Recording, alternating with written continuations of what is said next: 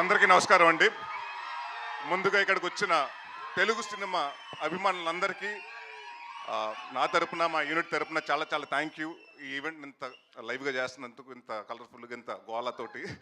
And అలాగే మా media మిత్రులు అండ్ మా జర్నలిస్టులు అందరూ, వాళ్ళందరికీ వచ్చినందుకు చాలా చాలా థ్యాంక్ యూ.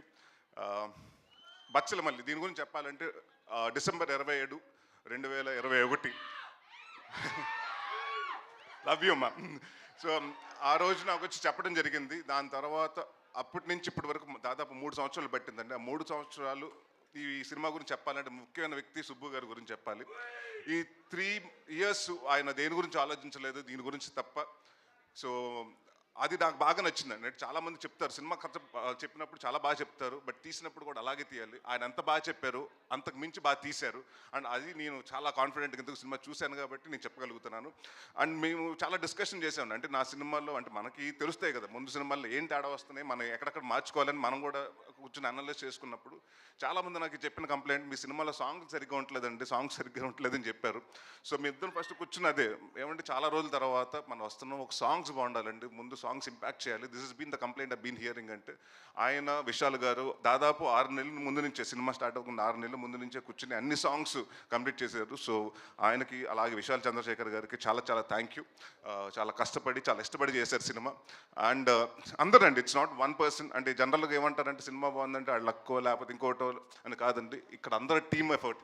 రిచర్డ్ ప్రసాద్ గారు కెమెరామెన్ గారు అలాగే ఉంటుంది, కెమెరా వర్క్. మా చోట ప్రసాద్ గారు ఆర్ట్ డైరెక్టర్, మన ఎడిటింగ్ అలాగే ఉంటుంది. మా బ్రహ్మకడ్లి గారు ఆర్ట్ డైరెక్టర్, ఆయన వర్క్. అంటే ఇట్స్ లైక్ అందరూ 24 క్రాఫ్ట్స్ కలిస్తేనే సినిమా. సో ఈ సినిమాకి నేను కాన్ఫిడెంట్గా చెప్పగలుగుతాను.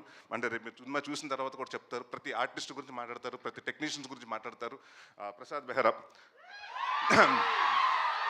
ఇంకా ఇలాగే నువ్వు ఇప్పుడు ఏ అరుపులు వస్తున్నాయో, నువ్వు స్క్రీన్ మీద వస్తుంటే థియేటర్లో రేపు ఇలాగ అరుపులు రావాలని కోరుకుంటున్నాను. And one of the finest actor అండి. అండ్ చాలా సటిల్గా చేస్తాడు, చాలా and one of the good writer also.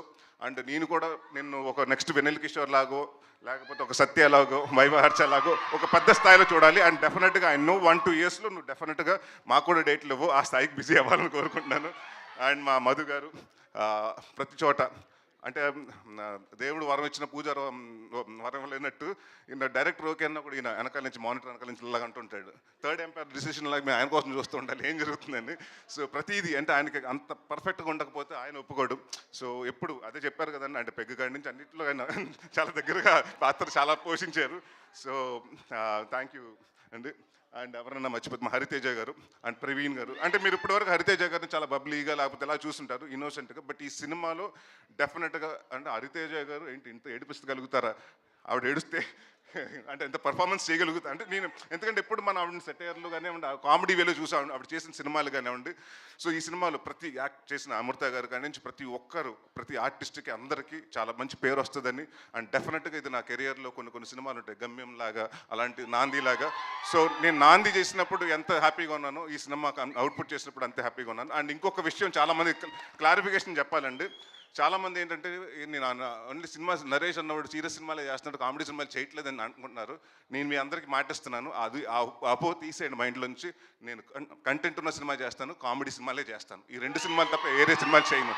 So thank you so much. December 20వ తారీఖుని మీ ముందుకు వస్తుంది. సో ఇదే ఆదరణ ఆ రోజు థియేటర్లో కూడా ఉంటుందని. Thank you very much. Yes, sir. Thank you so much. Wishing you all the very best, Naresh Garu, and requesting everybody to please stay back for Q&A.